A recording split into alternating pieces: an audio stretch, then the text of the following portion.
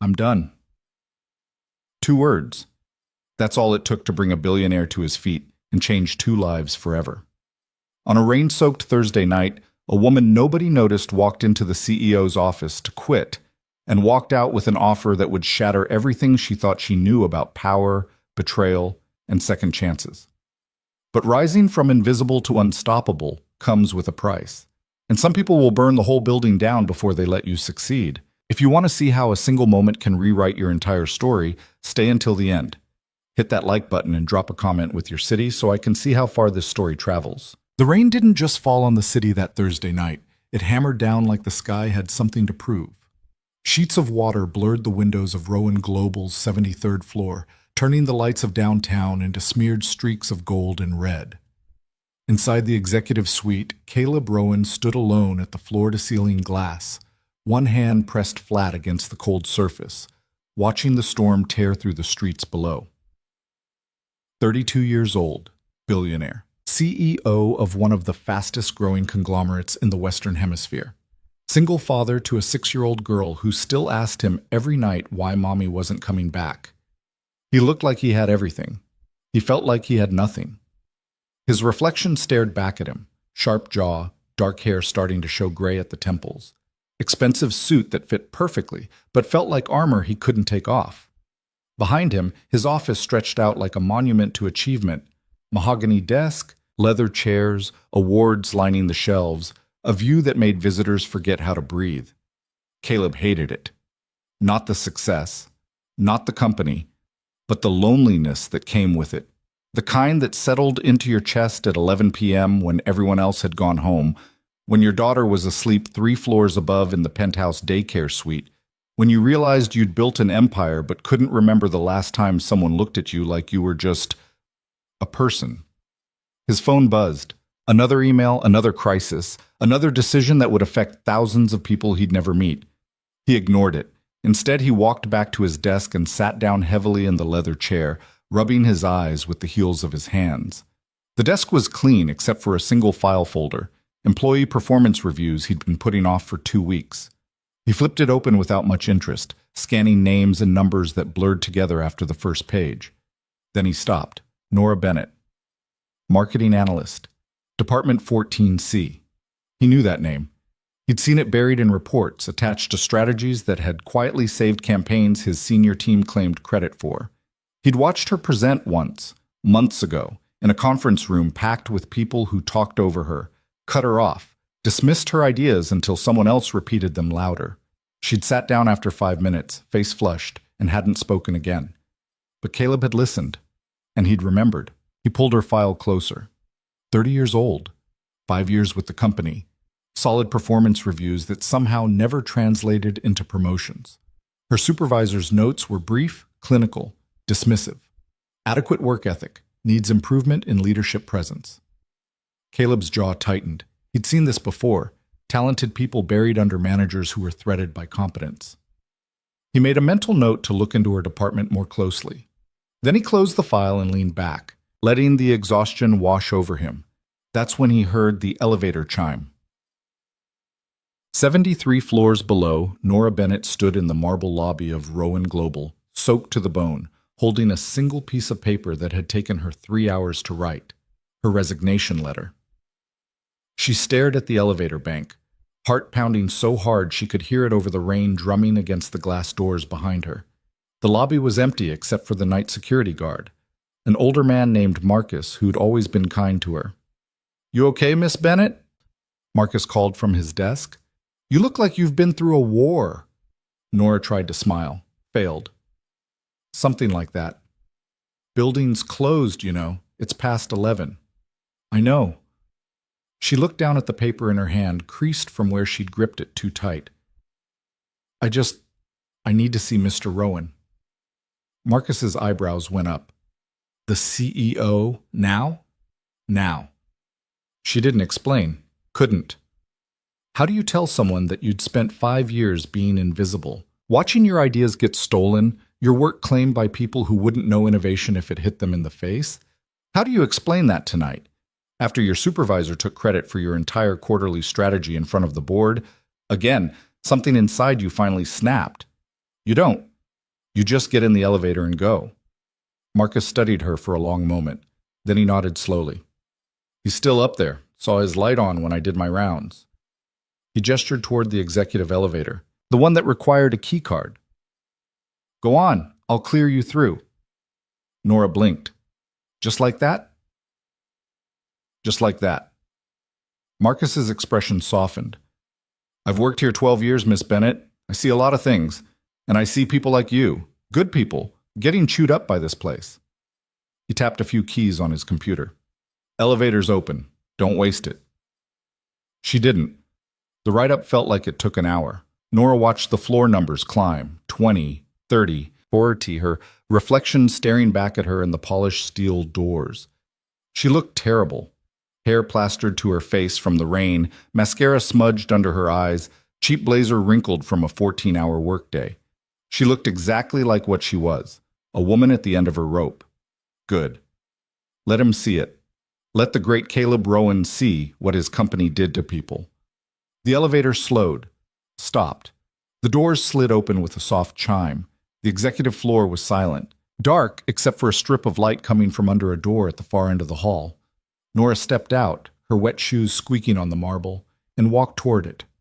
Each step felt heavier than the last. She'd never been up here before. The 73rd floor was executive territory, where decisions got made, where deals worth millions happened over handshakes and scotch. People like her didn't belong here.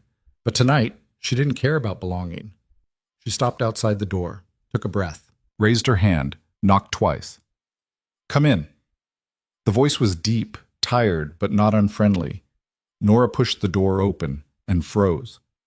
Caleb Rowan sat behind his desk, jacket off, sleeves rolled up, looking nothing like the distant, untouchable CEO she'd imagined. He looked human, exhausted, real. His eyes lifted from the file in front of him, and for a moment they just stared at each other. Then his gaze sharpened. You're soaked. Nora blinked. Of all the things she'd expected him to say, that wasn't one of them. It's raining. I can see that. Caleb stood, moving around the desk with surprising ease. He grabbed a towel from a cabinet near the window, apparently kept there for exactly this kind of situation, and held it out. Here. She took it automatically, too stunned to do anything else. Thank you. Sit down before you collapse. It wasn't a suggestion. Nora sat. Caleb leaned against the edge of his desk, arms crossed, studying her with an intensity that made her want to squirm. Nora Bennett, marketing analyst, Department 14C. Her stomach dropped. You know who I am? I know exactly who you are. His expression didn't change. What I don't know is why you're in my office at 11:30 on a Thursday night looking like you're about to either cry or punch someone. Nora's hands tightened on the towel. I came to give you this. She held out the resignation letter, her hand shaking slightly. Caleb didn't take it. He just looked at it, then back at her. You're quitting. Yes. Why? The question was so simple, so direct, that it caught her completely off guard. She'd expected him to take the letter, nod, say something corporate and meaningless, and let her go. She hadn't expected him to ask. Does it matter? She said quietly. It does to me. Something in his tone made her look up, really look. And what she saw in his eyes wasn't indifference or impatience. It was genuine concern, like he actually gave a damn. That's when the dam broke. Because I'm done being invisible, Nora said, her voice shaking. I'm done watching Victor Hale steal my work and get promoted for it. I'm done sitting in meetings where I'm the only one who did the research, built the strategy, found the solution, and then watching him present it like it was his idea while I sit there and smile, because that's what you do if you want to keep your job. She stood up, the towel falling to the floor. I'm done giving everything to a company that doesn't even know I exist. But man. Caleb didn't move, didn't interrupt, just listened. 5 years, Nora continued, her voice rising. 5 years of proving myself. And for what? To stay in the same position while people half as qualified move up because they're louder? Because they look the part? She laughed bitterly. I wrote the entire Q3 marketing strategy, every word, every projection, every goddamn slide. And tonight, I watched Victor present it to the board like he stayed up for weeks crafting it, her hands clenched into fists. And you want to know the worst part? Nobody questioned it, because of course it was his. Why would it be mine? The silence that followed was thick, heavy. Then Caleb spoke, his voice low and calm. The Q3 strategy was brilliant. Nora blinked. What? The cultural segmentation model, the localized brand adaptation framework, the risk mitigation protocols for emerging markets. He tilted his head slightly. That was you. She stared at him. You read it? I read everything that crosses my desk, and I pay attention to who actually does the work versus who takes credit for it. Caleb straightened, his expression hardening. Victor Hale has been on my radar for a while. Tonight confirmed what I suspected. Nora felt like the floor had shifted under her. You knew? I had a feeling. Now I have proof. He finally took the resignation letter from her hand, holding it between two fingers like it was contaminated. This isn't happening. Excuse me? You're not quitting. Caleb walked over to a small trash can near his desk and dropped the letter in. Not like this. Not because someone else's insecurity made you feel small. Nora's anger flared. You don't get to make that choice for me. You're right. I don't. He turned back to her, and there was something fierce in his eyes now. But I'm also not going to stand here and watch talent walk out the door because this company failed you. He paused. Tell me something. Do you actually want to leave, or do you just want to stop being invisible? The question hit like a punch to the chest. Nora opened her mouth, closed it, tried again. I don't know anymore. Then let me make it simple. Caleb moved closer, not crowding her, just close enough that she could see the absolute certainty in his expression. You don't belong in Victor Hale's department. You never did. You belong up here. Her heart stopped. What? Senior Strategic Advisor, direct report to me. You'll work on high-level projects, international expansion, brand positioning, things that actually matter. Things that let you use that brain instead of watching someone else profit from it. He crossed his arms. You'll have a team, a real budget, a seat at the table where decisions get made, and nobody will take credit for your work again. Nora couldn't breathe. You're offering me a job? I'm offering you the job you should have had 2 years ago. Why? The word came out as a whisper. Why would you do this? Caleb's expression softened, just slightly. Because I've been watching people get overlooked my entire career, and I'm tired of it. He hesitated, then added, and because 3 months ago I sat in on a pitch meeting where you suggested a complete overhaul of our Asian market approach. You got 3 minutes before someone cut you off. But those 3 minutes were the smartest thing I'd heard all quarter. She remembered that meeting, remembered the humiliation of being dismissed mid-sentence. I didn't think anyone was listening, she said quietly. I was. Caleb's voice was firm. And I'm listening now, so here's the deal. You start Monday. You report directly to me. You get access to everything you need to do the job right. And in return, you show this company what you're actually capable of when someone stops holding you back. He extended his hand. Do we have an agreement? Nora looked at his hand, looked at his face, looked at the life she'd been living versus the one he was offering. It was insane, reckless, a leap into something she didn't understand. But staying where she was? That was death, slow and certain. She shook his hand. We have an agreement. Caleb's grip was firm, steady. Good. Now go home, get some sleep, and come back Monday ready to work. We have a lot to fix. Nora nodded, still half convinced this was some kind of fever dream brought on by exhaustion and rage. She turned to leave, got halfway to the door, then stopped. Mr. Rowan? Caleb? He corrected. Caleb. She turned back. Why did you stay this late? It's almost midnight. For a moment, something unguarded crossed his face. Loneliness, grief, the weight of things he didn't say. Same reason you came up here to quit, he said quietly. Sometimes the middle of the night is the only time you can hear yourself think. Nora understood that, more than he probably realized. Thank you, she said, for listening. Thank you for not walking away. He gave her a small, tired smile. See you Monday, Nora. She left before the tears could start. Nora didn't sleep that night. She sat in her tiny studio apartment, still in her damp clothes, staring at the wall and trying to process what had just happened.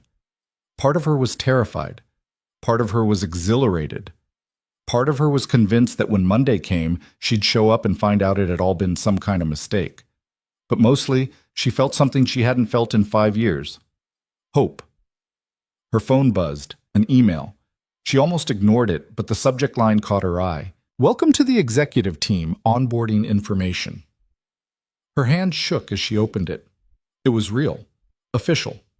HR had already processed the paperwork. Her new title, her new salary, 3 times what she'd been making, her new office location. Floor 72, 1 floor below Caleb.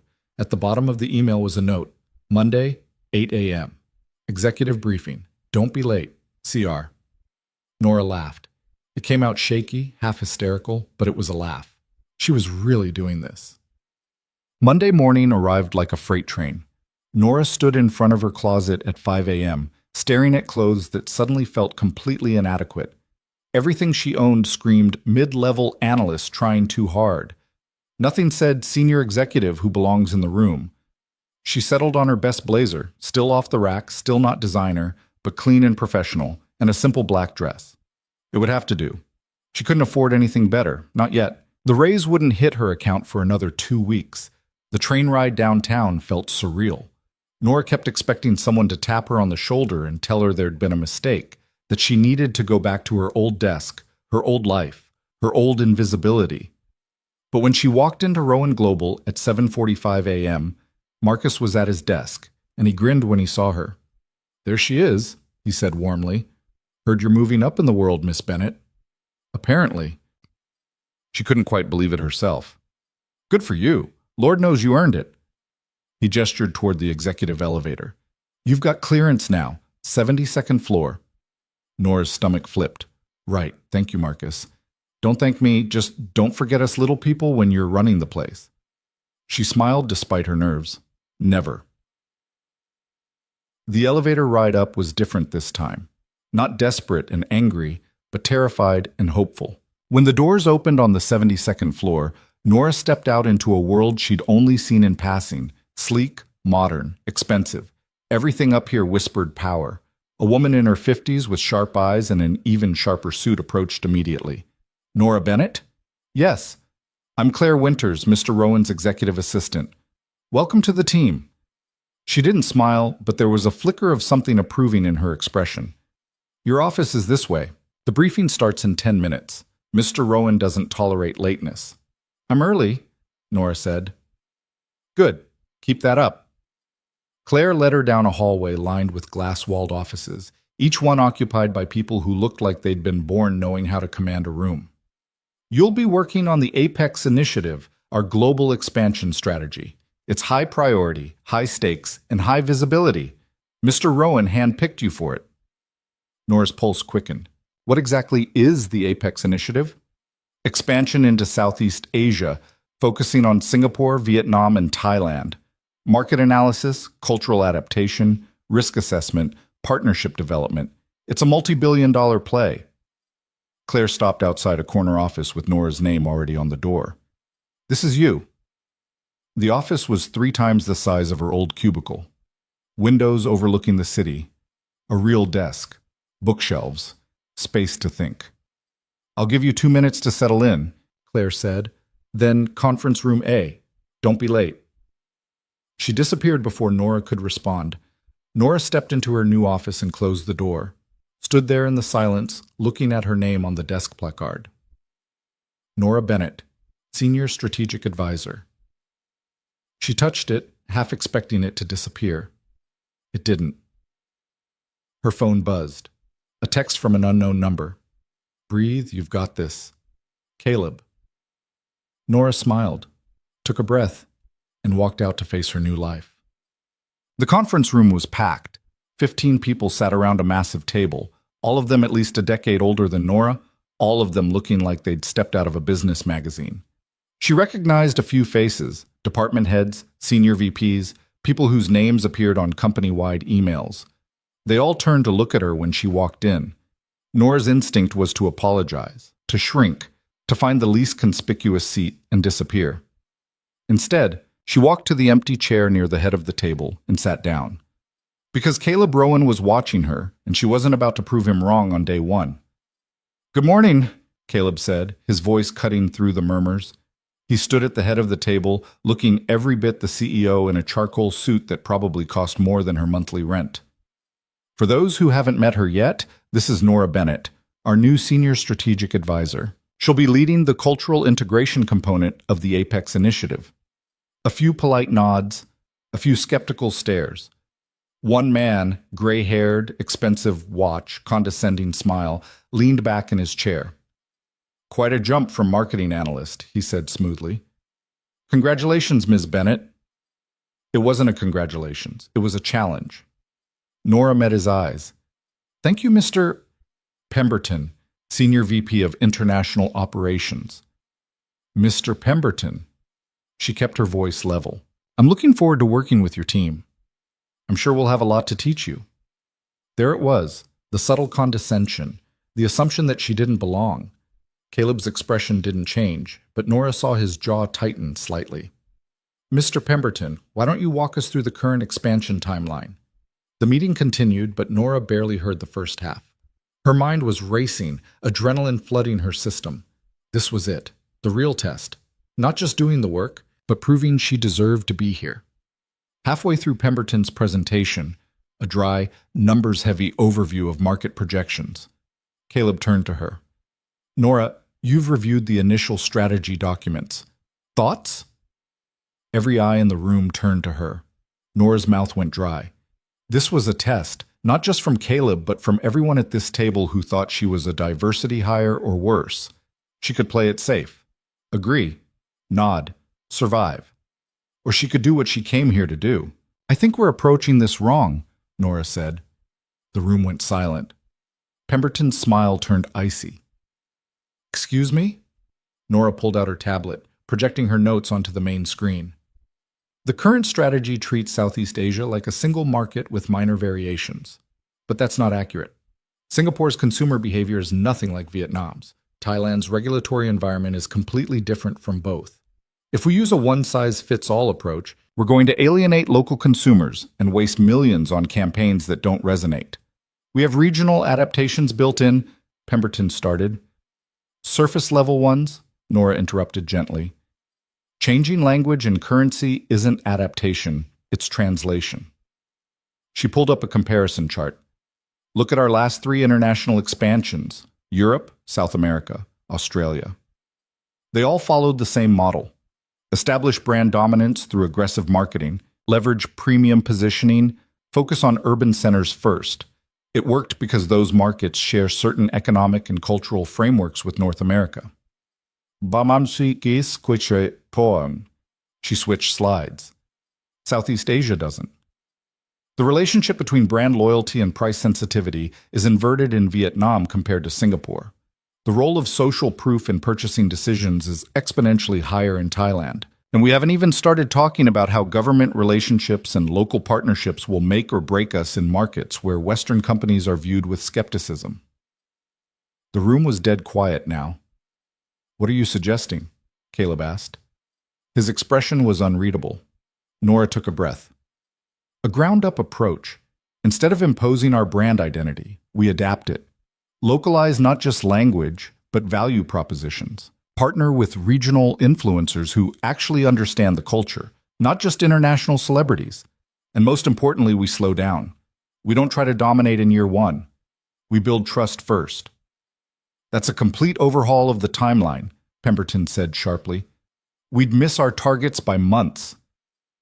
We'd miss our targets permanently if we execute poorly and burn our reputation in these markets before we even establish ourselves," Nora countered. "Better to enter slowly and succeed than rush in and fail publicly." Pemberton looked like he wanted to argue, but Caleb spoke first. "Send me your full analysis by end of day," he said to Nora. "Include revised timelines and budget projections." It wasn't approval, but it wasn't dismissal either. "Yes, sir," Nora said. The meeting continued, but the dynamic had shifted. People were looking at her differently now. Not as the random new hire, but as someone who might actually know what she was talking about. When it finally ended 2 hours later, Nora gathered her things quickly, desperate to escape to her office before her hands started shaking. "Miss Bennett," she turned. Caleb stood by the window, waiting until the room had cleared. Alone now, he looked less like the intimidating CEO and more like the exhausted man she'd met Thursday night. "That was risky," he said quietly. "I know." Nora's pulse was still racing. "Did I overstep?" "No." A small smile tugged at his mouth. "You did exactly what I hired you to do. Pemberton's been pushing that strategy for months, and nobody's had the guts to tell him it's flawed." He moved closer. "But understand something. You just made an enemy. Pemberton doesn't forget challenges to his authority." "I didn't mean to." "I know. And that's what makes you valuable." Caleb's expression turned serious. "But from here on out, you need to be smart. Document everything. Keep records of your work. There are people in this building who will try to undermine you the second they think you're vulnerable." Nora thought of Victor, of 5 years of stolen work. "I'm familiar with the type." "Good." He hesitated, then added, "You did well in there. Better than well. That analysis was sharp." Coming from him, it meant everything. "Thank you, Us," Nora said softly, "for giving me the chance. You're earning it." Caleb checked his watch. "I have a board call in 5 minutes. Get me that report by 6. And Nora?" "Yes?" "Welcome to the team." She walked back to her office feeling like she'd just survived her first battle. And somewhere 70 floors below, Victor Hale was about to find out that the woman he'd spent 5 years crushing had just become untouchable. The report took Nora 11 hours to write. She worked through lunch, through dinner, through the gradual emptying of the 72nd floor as people filed out at 5, then 6, then 7. By the time she hit send at 5:47 p.m., her eyes burned and her fingers ached, but the document was solid. 63 pages of market analysis, cultural breakdowns, revised timelines, and budget projections that proved her point without being defensive. She leaned back in her chair, staring at her emails sent folder like it might explode. Her phone buzzed 30 seconds later. "Impressive. Go home and sleep. Tomorrow's going to be worse, CR." Nora laughed despite her exhaustion. She grabbed her bag and headed for the elevator, too tired to feel the usual anxiety about what came next.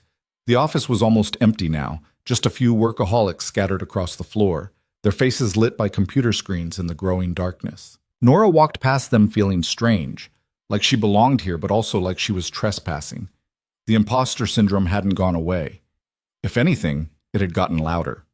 The elevator doors opened. Victor Hale stood inside. Nora's stomach dropped. For a second, they just stared at each other. Victor looked exactly the same as always. Mid-40s, salt and pepper hair, tailored suit, that smile that never quite reached his eyes. Except now there was something else in his expression, something cold. "Well," he said slowly, "look who's moving up in the world." Nora stepped into the elevator. The doors closed behind her. "Victor, Senior Strategic Advisor." He said it like the words tasted bad. "That's quite the promotion, especially for someone who was filing reports in my department last week." She kept her eyes on the numbers above the door. 72, 71, 70. "Congratulations," Victor continued, his voice dripping with false warmth. "I'm sure you earned it." Nora's jaw tightened. Don't engage, don't give him anything. "You know what's funny?" Victor leaned against the elevator wall, arms crossed. "I recommended you for a junior team lead position 6 months ago. Got rejected. Not ready for leadership," they said. He tilted his head. "But apparently you're ready to advise the CEO on multi-billion-dollar initiatives. Strange how that works." 65, 64, 63. "Maybe they were wrong," Nora said quietly. "Or maybe you found a faster way up." Victor's smile sharpened. Late-night meeting with the boss. Private office visits. Sudden promotion. He shrugged. "People talk, Nora, and what they're saying isn't exactly flattering." The elevator jerked slightly as it descended, and Nora felt her control slipping. "What are you implying?" "I'm not implying anything. I'm just saying it looks questionable. Young woman, struggling in her career, Gets a private audience with the billionaire CEO, and suddenly she's untouchable. He straightened. You can see how that might seem suspicious to people who've been working their way up the right way. 47, 46, 45. Nora turned to face him fully, her exhaustion burning away into something sharper. The right way. You mean like stealing other people's work and passing it off as your own? Victor's expression didn't change. Careful. Or is the right way showing up to meetings and dismissing every idea that didn't come from you? Taking credit for strategies you couldn't have written if your career depended on it? Her voice was steady now, cold.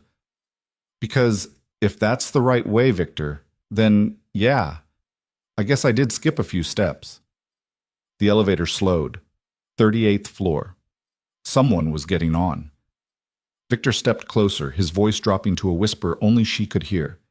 You think you're safe up there? You think Caleb Rowan's going to protect you when people start asking questions? You're a liability, Nora, and liabilities get cut. The doors opened. An older woman in accounting smiled politely and stepped in, oblivious to the tension crackling between them. Nora didn't look at Victor again. She kept her eyes forward, her breathing even, until the elevator finally reached the lobby and she could escape into the rain-soaked night. But Victor's words followed her all the way home. People talk. And what they're saying isn't exactly flattering. She'd been so focused on the work, on proving herself, that she hadn't thought about how it looked from the outside. A nobody analyst getting promoted to senior advisor overnight. A private meeting with the CEO that nobody else knew about. The optics were terrible, and Victor was going to make sure everyone saw them. Nora sat on the train, staring at her reflection in the dark window, and felt the old familiar fear creeping back in. Not fear of failure. Fear of being destroyed for succeeding. Her phone buzzed. A text from an unknown number. Heard you made quite the impression today. Coffee tomorrow? I'm curious about this Apex revision everyone's talking about. Amanda Chen, VP Marketing. Then another. Pemberton's pissed. Well done. Drinks Friday? Jason Torres, legal. And another. Welcome to the Shark Tank. You'll need allies. Lunch this week? Rachel Kim, Strategic Partnerships. Nora stared at the messages, her anxiety shifting into something else. Confusion. These were people she'd never met, senior executives reaching out like she was suddenly worth knowing. Was this what success looked like? Or was this what being visible looked like? She wasn't sure there was a difference anymore. The week that followed was a blur of meetings, presentations, and late nights that made her old schedule look relaxed. Caleb put her on 3 major projects simultaneously, each one requiring her to work with different departments, navigate different politics, prove herself to different people who all seemed to have opinions about whether she belonged. Some were supportive. Amanda Chen turned out to be sharp, funny, and genuinely interested in Nora's perspective on cultural marketing. Jason Torres was blunt but fair, the kind of person who respected competence over pedigree. Rachel Kim was harder to read, polite, professional, but with an edge that suggested she was waiting to see if Nora would crash before deciding whether to invest in the relationship. But others were openly hostile. Pemberton barely acknowledged her in meetings, directing all his comments to Caleb as if Nora wasn't in the room. A senior analyst named Greg Morrison made a point of questioning every data point she presented, his tone just professional enough to avoid being called out, but condescending enough to make his opinion clear. And then there were the whispers. Nora heard them in the bathroom, in the break room, in the elevator when people didn't realize she was there. Fragments of conversations that stopped the second she appeared. Promoted after one meeting with Rowan. Don't know what she did to get his attention, but sleeping her way to the top is a bold strategy. She tried to ignore it, tried to focus on the work, on the fact that her ideas were good, her analysis was solid, her contributions were valuable. But the whispers got louder, and they started affecting how people treated her. A project manager she'd never met refused to share data she needed, claiming it was restricted to senior personnel with appropriate clearance. When Nora pointed out that she had that clearance, the woman just smiled tightly and said she'd check with her supervisor. A junior analyst openly rolled his eyes when Nora suggested a revision to his report during a team meeting. With all due respect, he said, his tone suggesting zero respect, I've been doing this for 8 years. I think I know what I'm doing. Even Claire, Caleb's assistant, started giving her strange looks. Not hostile exactly. More like concerned, like Nora was walking into something she didn't understand. It all came to a head on Friday afternoon. Nora was in her office, reviewing contracts for a potential partnership in Singapore, when her door opened without a knock. She looked up to find Pemberton standing there, his expression unreadable. "Mr. Pemberton?" she said, setting down her pen. "Can I help you?" "I certainly hope so." He closed the door behind him. Didn't sit, just stood there, arms crossed, looking at her like she was a problem he needed to solve. "We need to talk about the Apex initiative." "Of course. What's the concern?" "Joe, the concern is that you've been here less than a week, and you're already trying to dismantle a strategy that took my team 6 months to develop." His voice was calm, but there was steel underneath. "I've worked in international expansion for 20 years, Ms. Bennett. I know these markets. And I'm telling you that your approach is overly cautious, unnecessarily complex, and frankly, naive." Nora kept her expression neutral. "I respect your experience, Mr. Pemberton, but the data supports a more localized approach. The risk of cultural misalignment. The risk of cultural misalignment is a consulting buzzword used by people who've never actually executed a market entry strategy." He leaned forward slightly. "You're playing it safe because you're afraid. You don't have the experience to know when to push and when to pull back. And frankly, I don't think Caleb understands what he's risking by putting someone so green in a position this critical." There it was. The real message. You don't belong here. "Have you shared this concern with Caleb?" Nora asked quietly. "I plan to, but I wanted to give you the courtesy of hearing it from me first." Pemberton straightened. "This isn't personal, Ms. Bennett. I'm sure you're very talented, but talent without experience is dangerous in high-stakes situations, and I can't let my team's work be undermined by someone who's learning on the job." He left before she could respond. Nora sat there, her hands shaking, her chest tight. This wasn't just office politics anymore. This was a direct attack.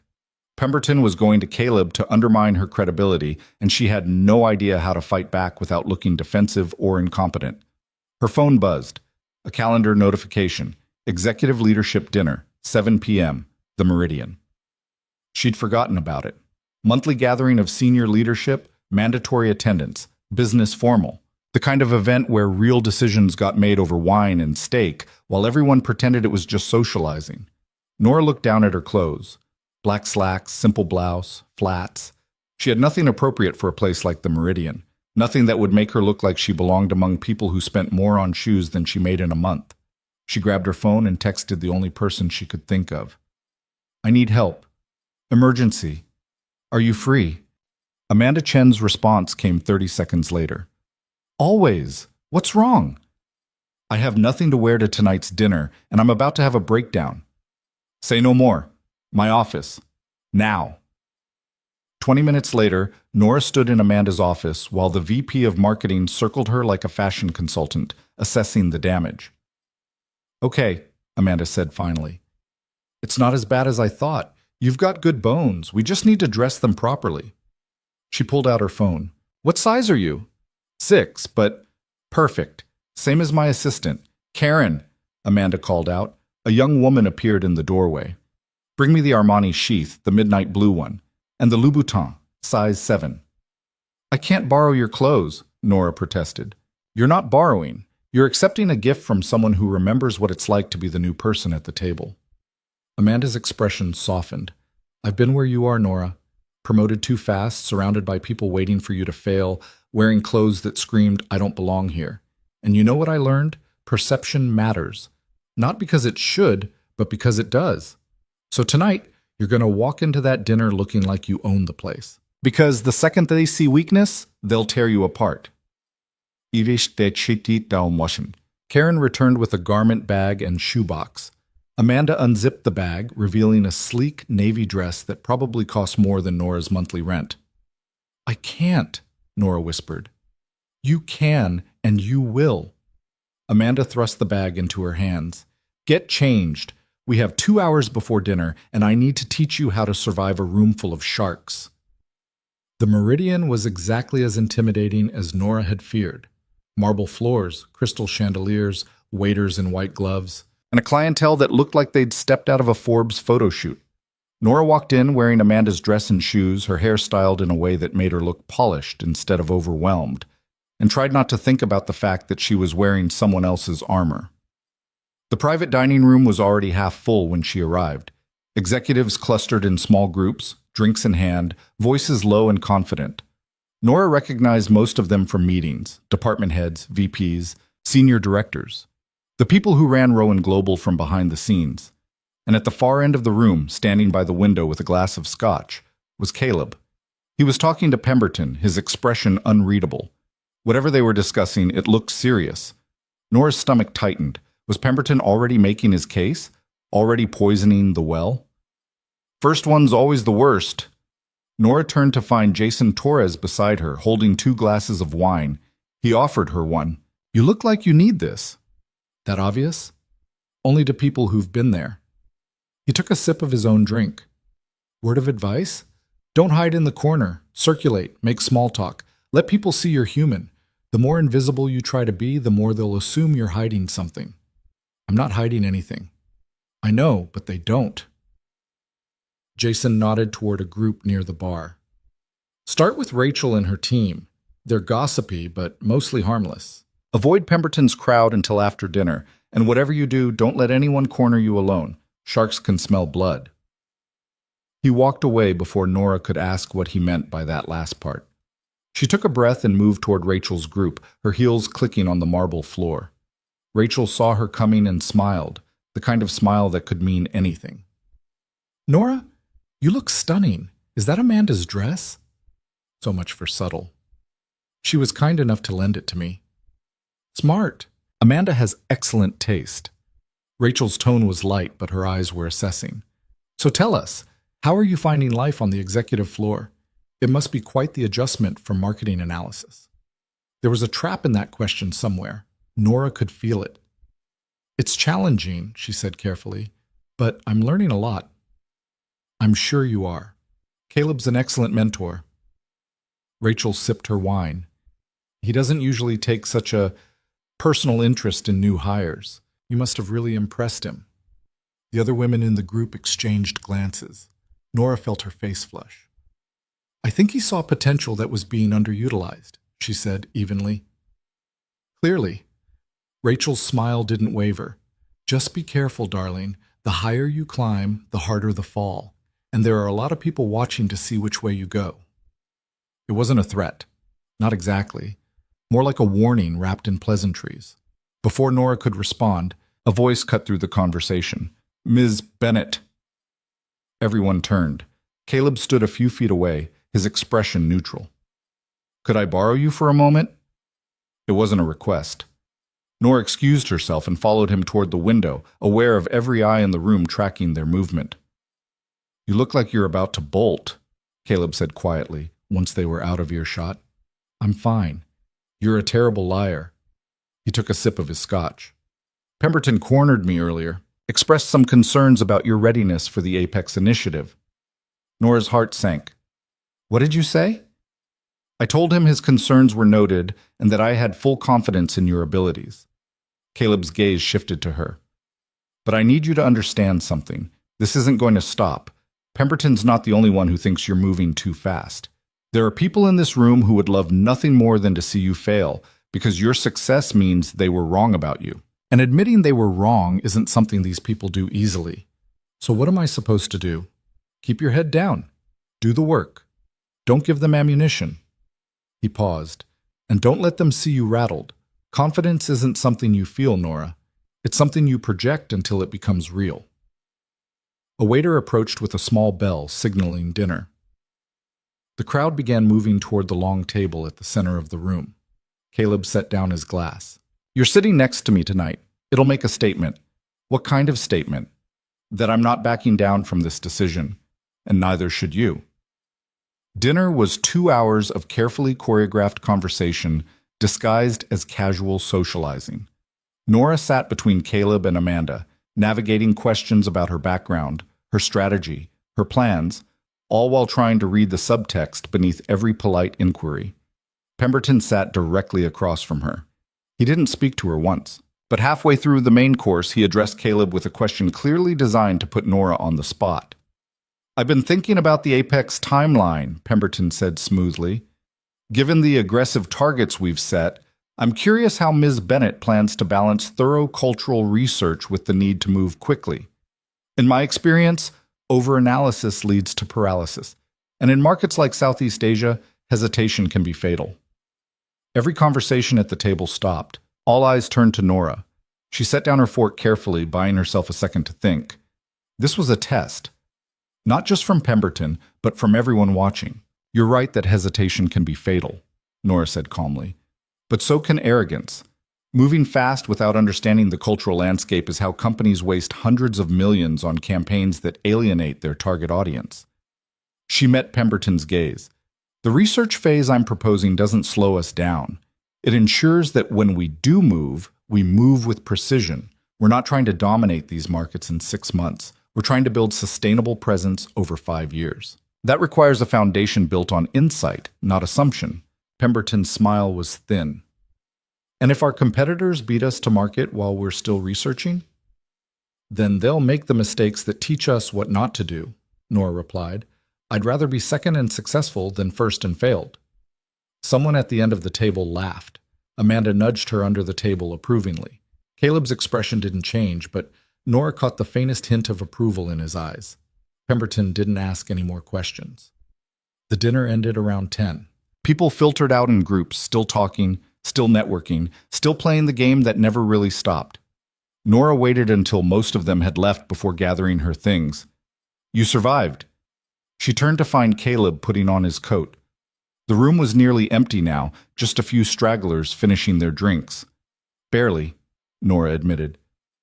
"Pemberton's going to be a problem," Caleb said bluntly. "He doesn't like being challenged, and he especially doesn't like being challenged by someone he thinks hasn't earned the right. So what do I do? Make him irrelevant." Caleb's voice was matter-of-fact. "Do the work so well that his objections look like petty politics instead of legitimate concerns. Make your analysis so airtight that questioning it makes him look foolish. And whatever you do, don't give him personal ammunition." Nora thought about the whispers, the rumors, the implications Victor had made in the elevator. "What if it's too late for that?" she asked quietly. Caleb's expression hardened.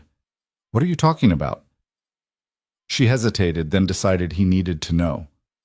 "People are talking about how I got promoted, about the late-night meeting in your office. They're saying She couldn't finish the sentence. "They're saying you slept your way here." Caleb's voice was flat, dangerous. "Yes." For a moment he just stared at her. Then he turned away, his jaw tight. "That's my fault.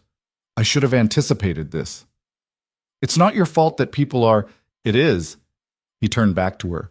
"I promoted you without warning, without the usual vetting process, after a private meeting nobody else knew about. I gave them exactly the narrative they wanted, and now you're paying for it." Nora felt something crack open in her chest. "So what do we do?" "We make it irrelevant," Caleb said firmly.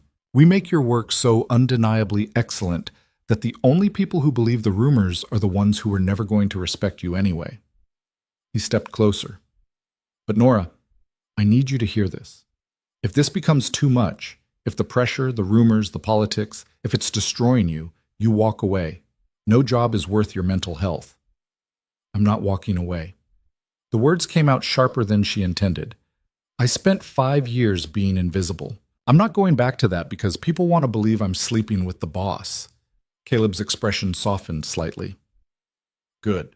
Then we fight." They walked out of the Meridian together, into the cool night air. The city was still awake, lights glittering across the skyline, traffic humming in the distance. "Can I ask you something?" Nora said as they waited for the valet to bring their cars. "Always." "Why did you really promote me? And don't say because I'm talented. You have hundreds of talented people working for you." Caleb was quiet for a long moment.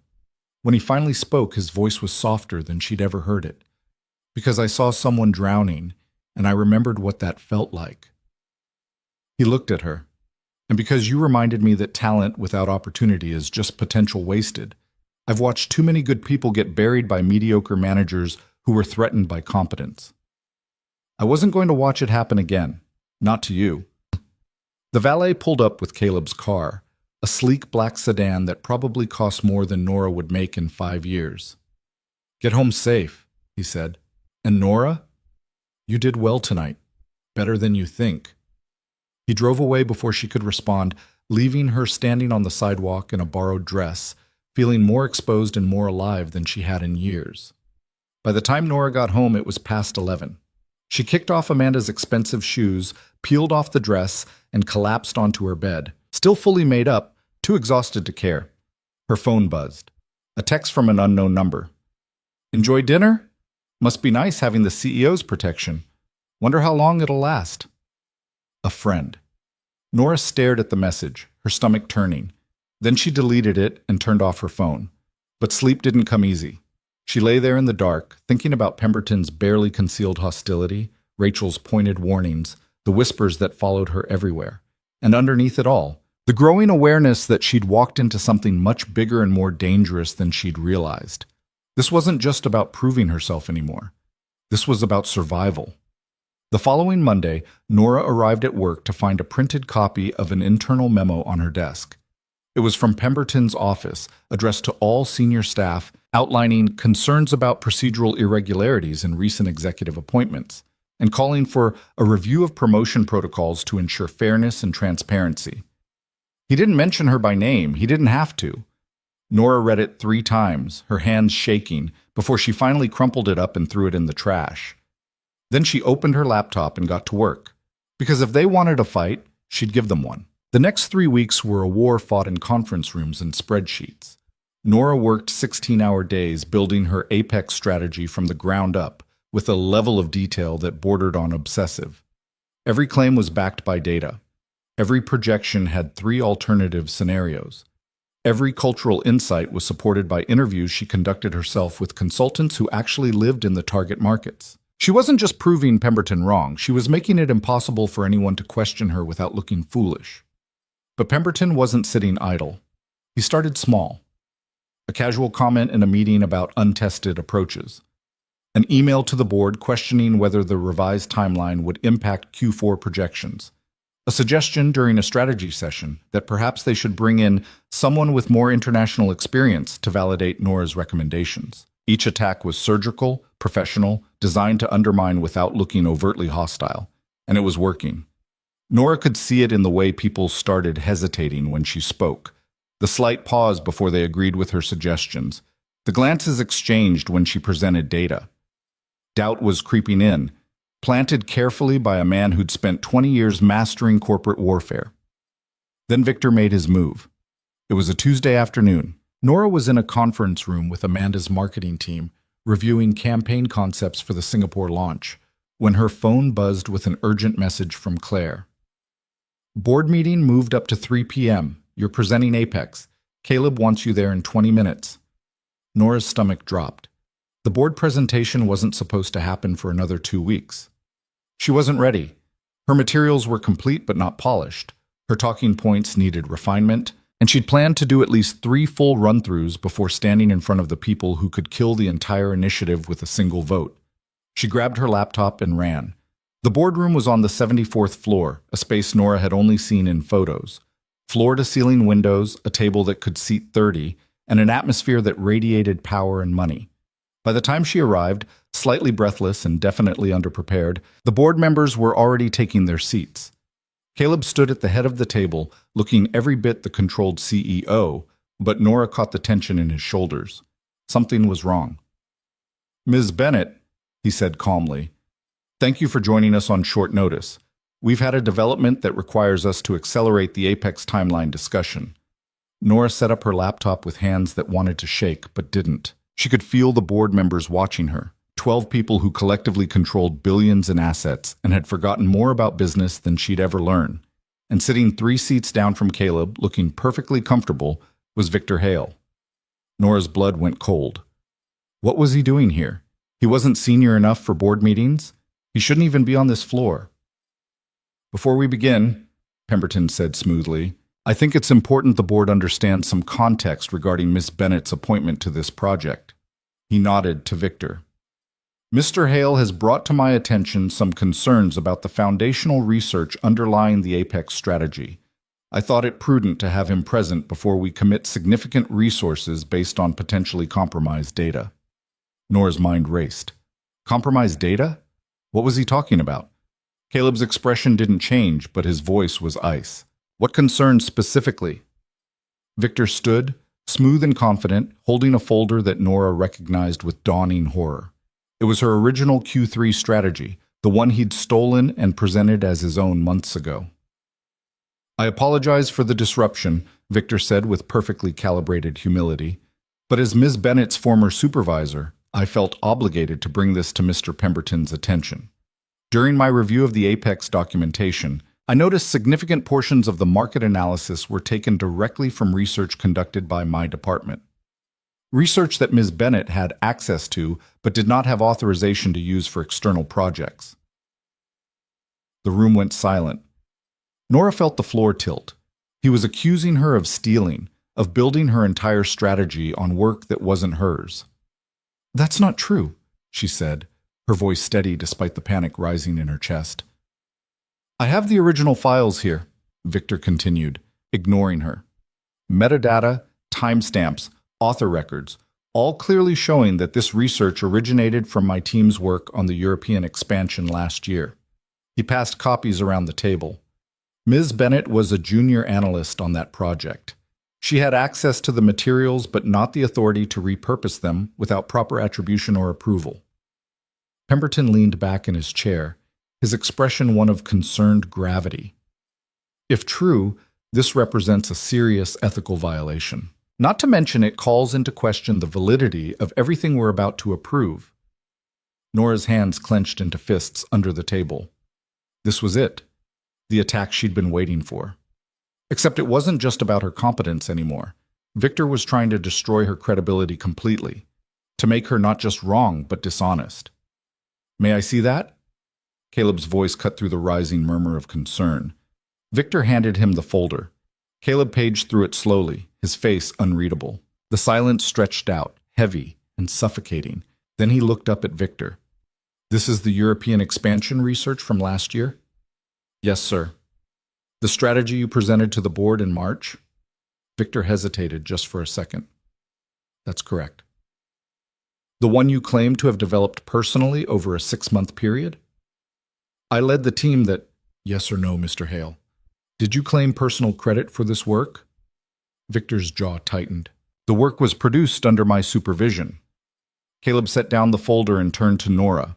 His expression was neutral, but she could see the question in his eyes. A chance to defend herself, or bury herself. Nora stood. Her legs were shaking, but she locked her knees and forced herself to look at the board. Mr. Hale is correct that I had access to the European expansion research, she said clearly. I had access because I wrote it. Every analysis, every market assessment, every risk projection.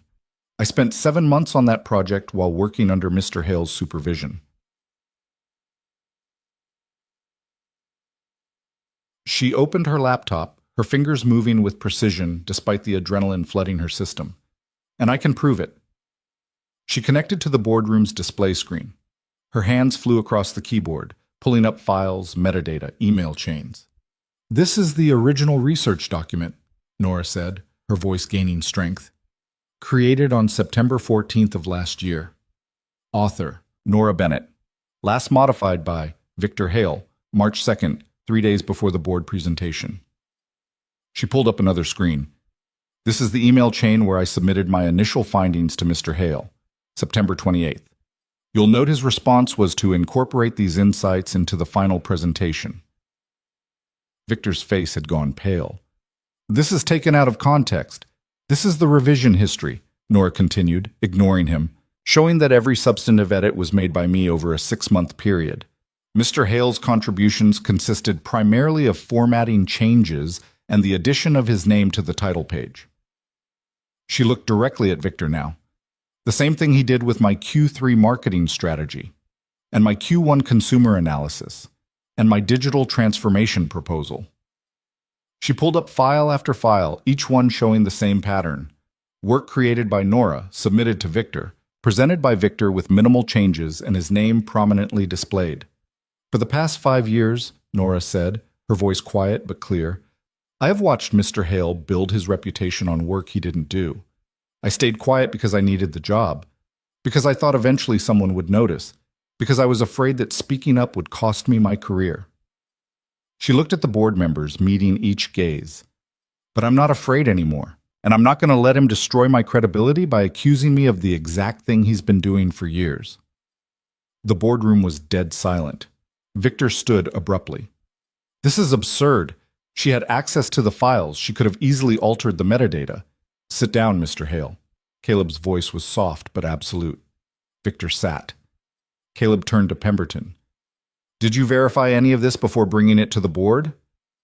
Pemberton's expression was carefully controlled. Mr. Hale came to me with concerns. I thought they warranted examination. You thought they warranted ambushing Ms. Bennett in a board meeting without giving her advance notice or the opportunity to respond? Caleb's tone could have frozen water. That's not examination. That's sabotage. I was acting in the company's best interest. You were acting in your own interest. Caleb stood, his authority filling the room. You've been trying to undermine the Apex revision since the day Mrs. Bennett proposed it. Not because it's flawed, but because you can't stand the idea that someone else might have a better approach than yours. He looked at Victor. And you saw an opportunity to destroy someone who made you look incompetent by comparison.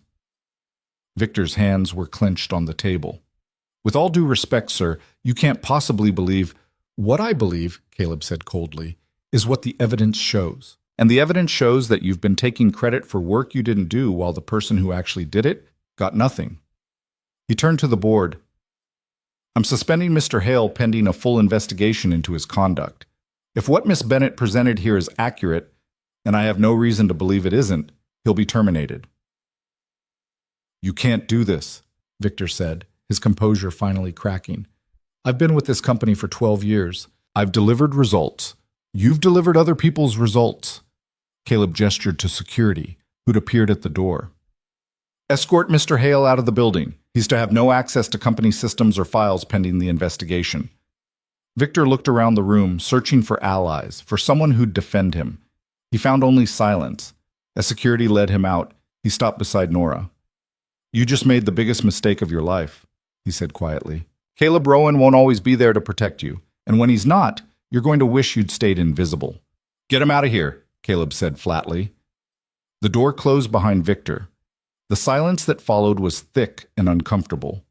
One of the board members, an older woman named Patricia Feng, who Nora recognized from company photos, leaned forward. Ms. Bennett, she said carefully, that was quite the presentation, but I think we need to address the elephant in the room. Nora's stomach tightened. Here it comes. The optics of this situation are troubling, Patricia continued. A junior employee promoted rapidly to senior advisor, a former supervisor making accusations that, while apparently false, raise questions about the appropriateness of certain professional relationships, and now a very public confrontation that, regardless of its merits, will fuel speculation about favoritism and impropriety. Are you suggesting Ms. Bennett should be penalized for defending herself against false accusations? Caleb's voice was dangerous. I'm suggesting that we need to consider how this looks, Patricia replied evenly. Ms. Bennett may be entirely qualified for her position. Her work may be exemplary, but perception matters in business, Caleb. And the perception that she receives special treatment due to a personal relationship with the CEO is damaging to her, to you, and to this company. The words hung in the air like poison. Nora felt something inside her snap, not break, snap, like a bone setting after being fractured too long. You're right, she said quietly. Every head turned toward her. The optics are terrible, Nora continued. A woman gets promoted quickly, and people assume she slept her way there, because that's easier to believe than the possibility that she might actually be good at her job. She looked at Patricia. I understand your concern about perception, Ms. Feng, but here's what I don't understand.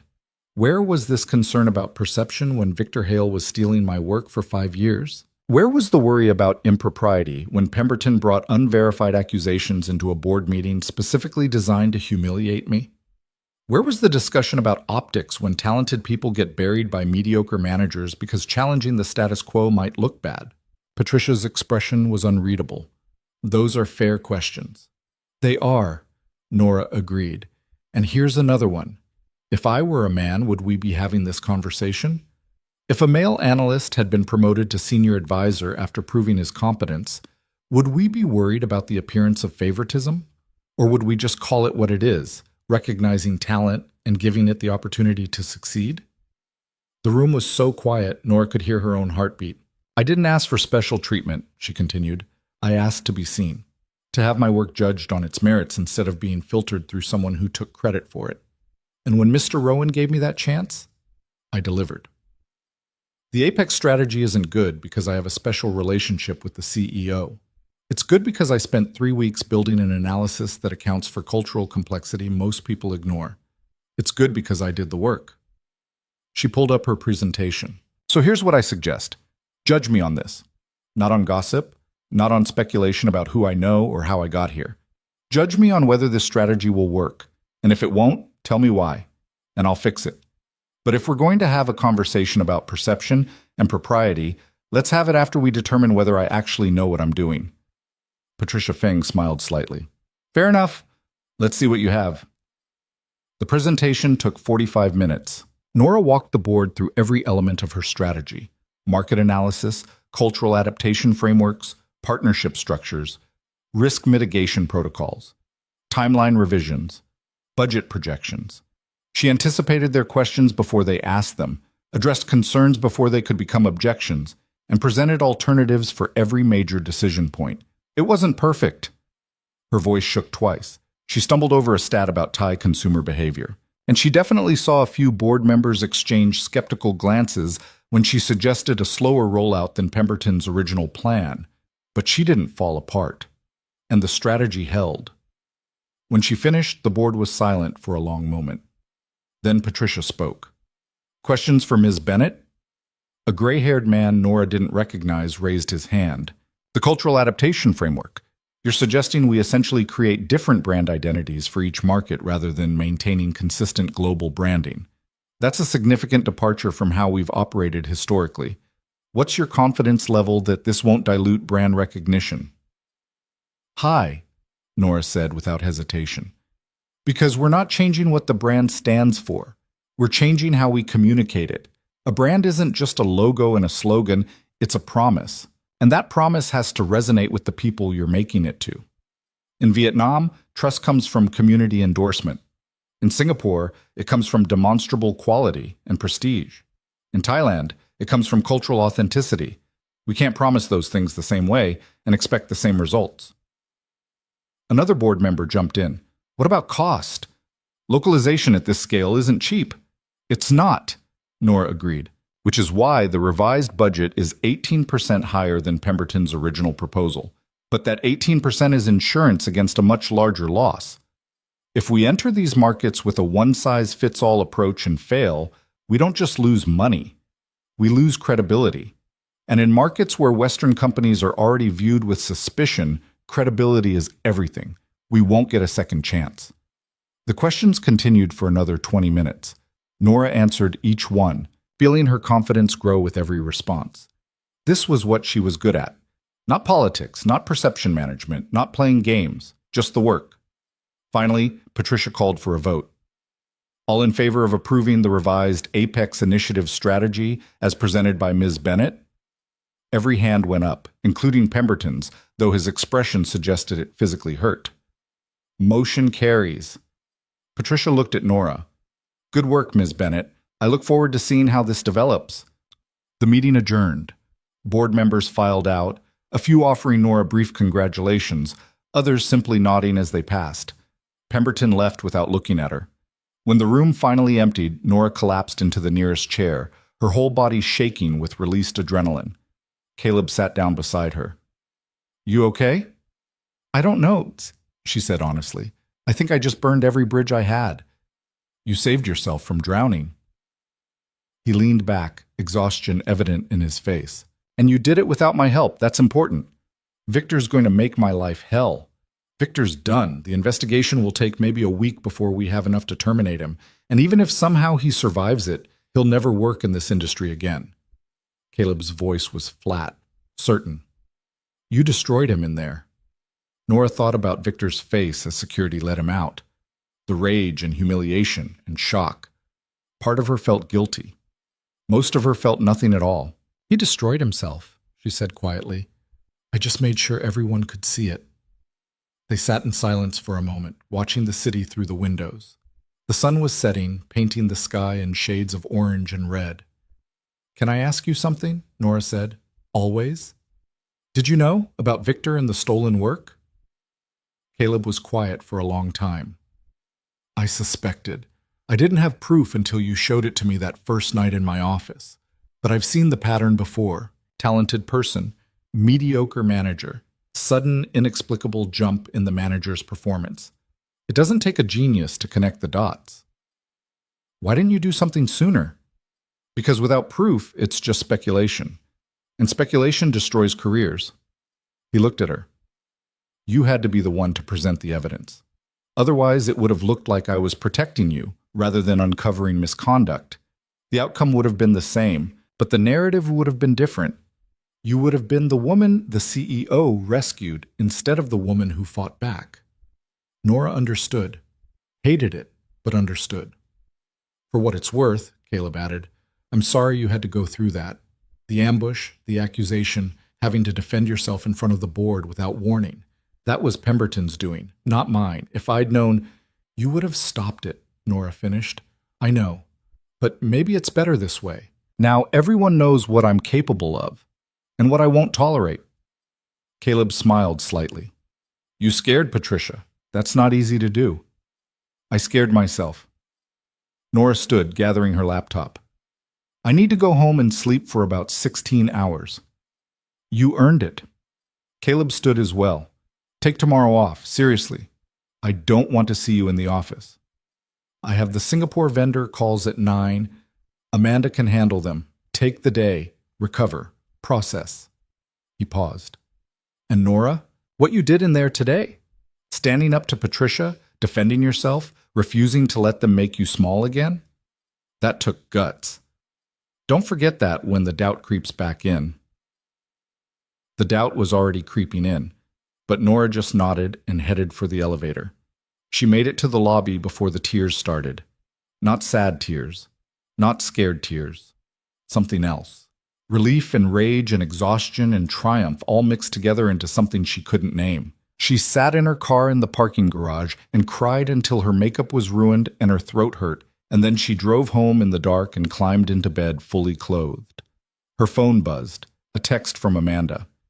Heard you went full warrior princess in the board meeting, drinks tomorrow to celebrate? Then Rachel. Victor's escorted out, Pemberton's humiliated. You're officially terrifying. Well played. Then Jason. Welcome to the Sharks Who Bite Back Club. Population, not enough. And finally, from a number she didn't recognize, but somehow knew was Caleb. You did good today. Sleep well. Nora set her phone down and stared at the ceiling, her mind still racing despite her exhaustion. She'd won. Against Victor, against Pemberton, against the board's doubts, and the company's whispers and her own fear of being too much, too loud, too visible. She'd won. So why did it feel like the fight was just beginning? The answer came 2 days later when Nora returned to the office and found her door vandalized. Someone had scratched the word whore into the nameplate, deep enough that it couldn't be buffed out. She stood there staring at it, her stomach turning, trying to process the hatred behind that single word. Maintenance is replacing it, Claire said from behind her. I've already filed a report with security. They're reviewing camera footage.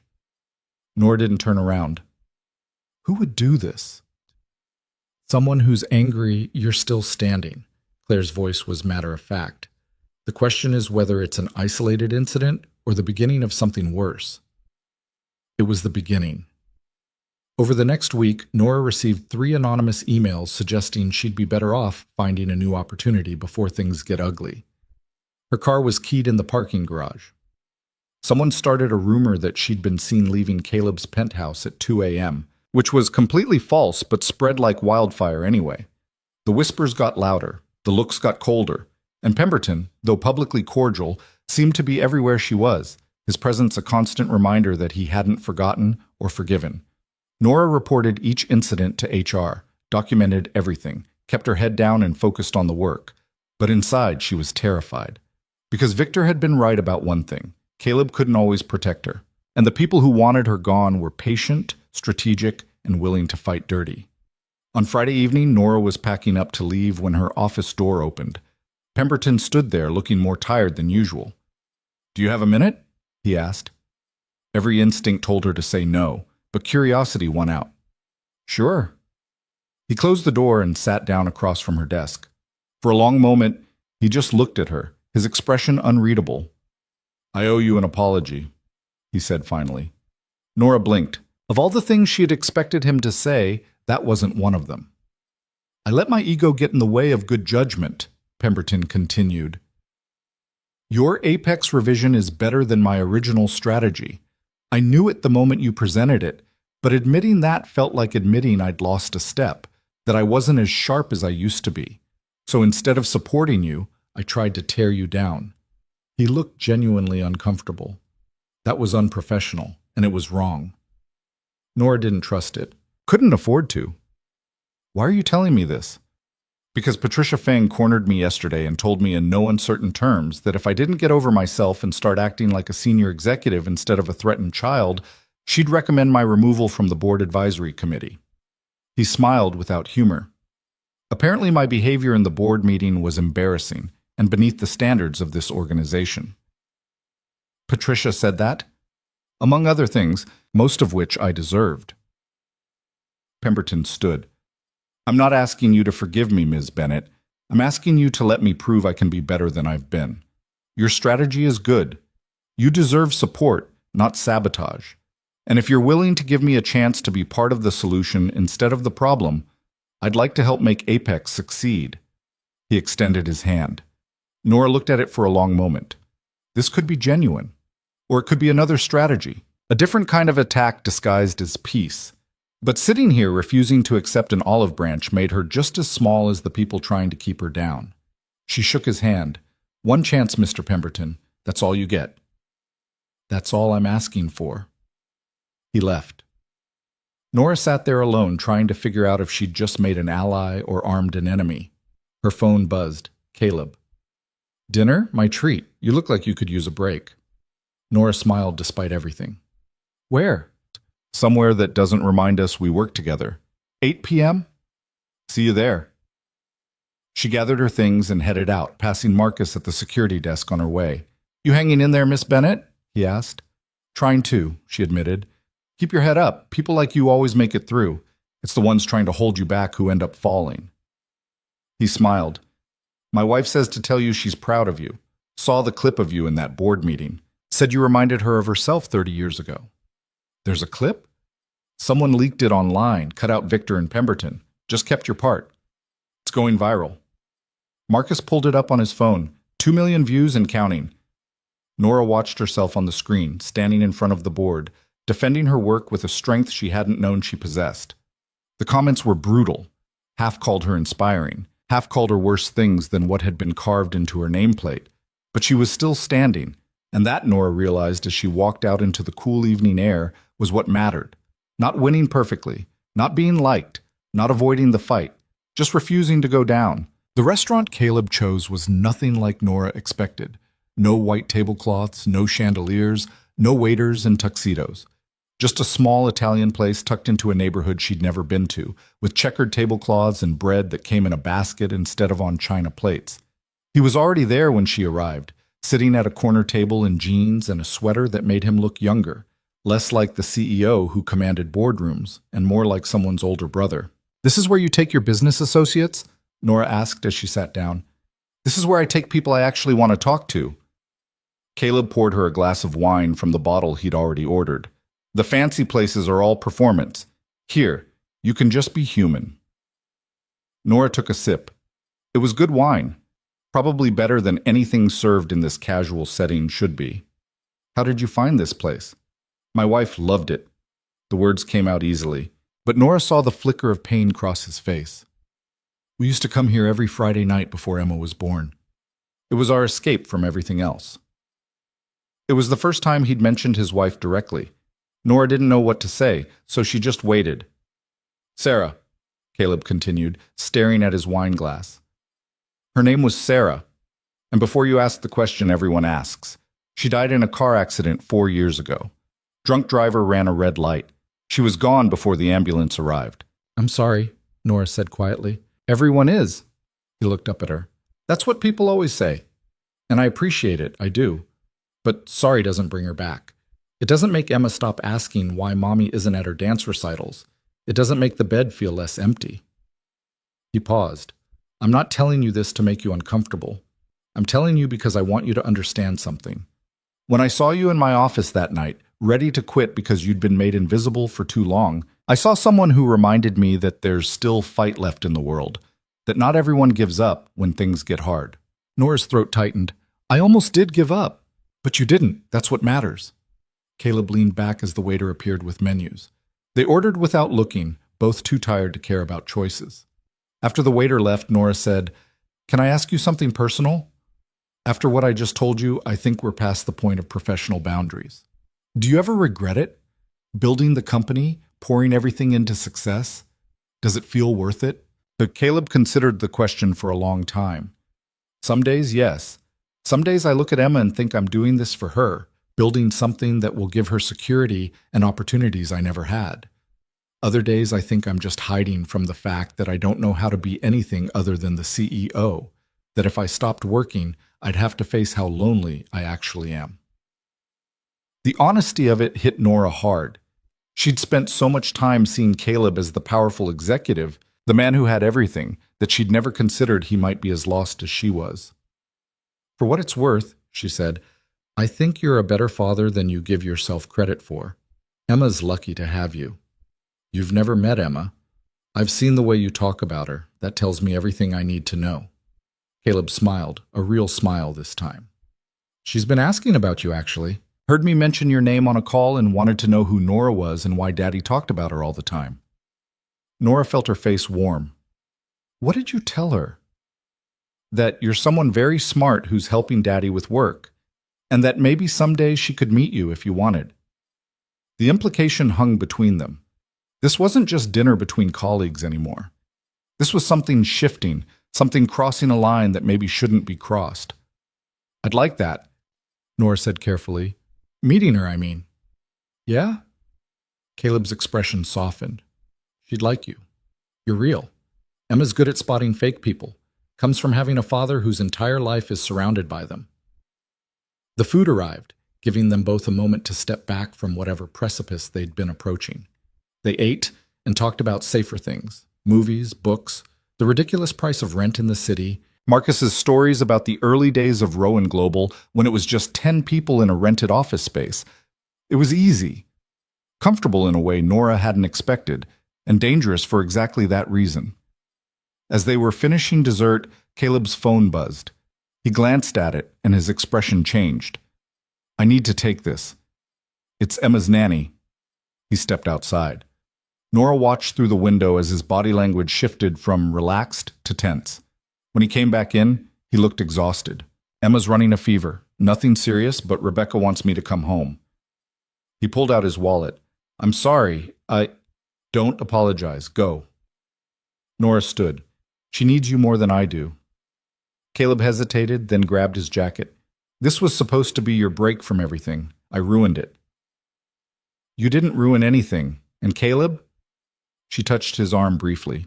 Thank you for seeing me as a person instead of just an employee.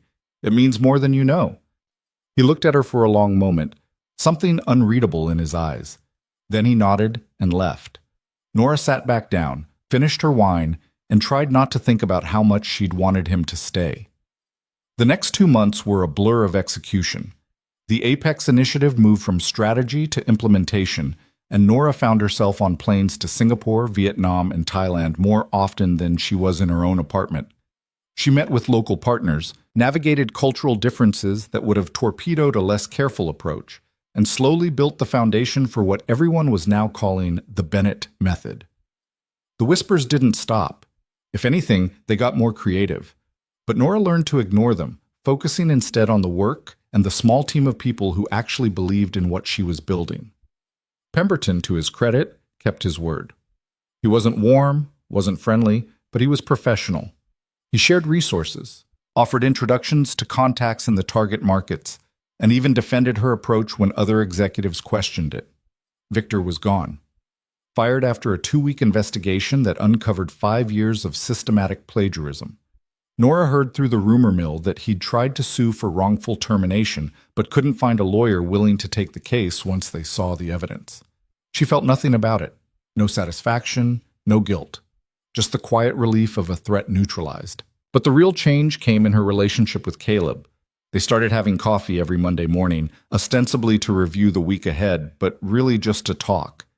He asked her opinion on things that had nothing to do with work, how to help Emma deal with a bully at school, whether he should sell his late wife's car or keep it, what she thought about the new city park proposal. And slowly, without either of them acknowledging it, something shifted. It started with small things. Caleb touching her shoulder when he passed her desk. Nora staying late to help him prep for board meetings, even when she didn't need to be there. Text messages that didn't have anything to do with work, just checking in. Then one night in November, 3 months after that first dinner, everything changed. Nora was working late, finalizing contracts with a Vietnamese distribution partner, when Caleb appeared in her doorway holding 2 cups of coffee. "Thought you could use this," he said, setting one on her desk. "You're still here?" She glanced at the clock. Almost midnight. "Emma's at my sister's for the weekend. House felt too quiet." He sat down in the chair across from her. "What are you working on?" "The Ho Chi Minh City Partnership.